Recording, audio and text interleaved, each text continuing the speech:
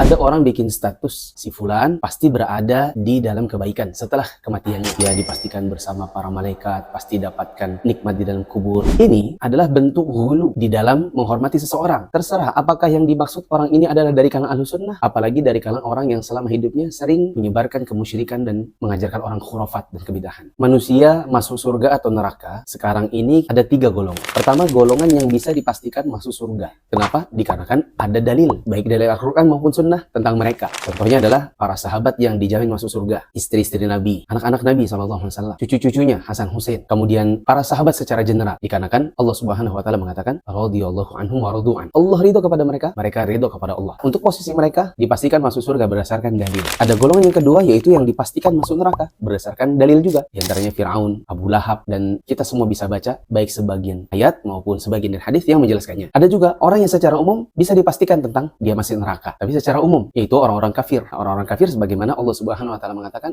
innal ladzina kafaru min ahlil kitabi wal musyrikina fi nari jahannam khalidina fiha. Ada pula orang yang ketiga, di antaranya adalah orang mukmin secara umum. Kita berdoa dan kita mendoakan semoga mereka masuk dalam surga. Mereka bisa menjawab pertanyaan malaikat. Semoga mereka bisa mendapatkan nikmat di dalam kuburnya. Karena memang ada anjuran untuk mendoakan mereka. Karena Nabi SAW mengatakan, istaghfiru li akhikum. Mintalah ampunan kepada Allah untuk saudara kalian. Wasalu lahu tathbit. Dan mintalah kepada Allah agar dia diberikan kekokohan. Fa innahu al-ana yus'al. Karena sebentar lagi dia akan ditanya oleh malaikat. Kita disuruh oleh Nabi SAW untuk mendoakan saudara kita. Adapun mereka pasti masuk surga, selama tidak ada dalil, maka kita tidak boleh memastikan mereka di dalam rahmat Allah atau di dalam nikmat di dalam kuburnya. Kenapa? Karena memang tidak ada dalil. Allah Subhanahu wa taala mengatakan, wala taqfu ma laysa laka bihi ilm. Innas sam'a wal basar wal fuada kullu ulaika kana anhum mas'ula. Jangan bicara yang kalian gak punya ilmunya, yang tidak ada penjelasan kepastian dari Allah Subhanahu wa taala dan Rasulnya. Dikarenakan pendengaran, penglihatan, hati itu semua akan dimintai pertanggungjawaban. Maka jangan berbicara yang tidak ada ilmunya. Termasuk yang kita tidak ada ilmunya adalah nasib seseorang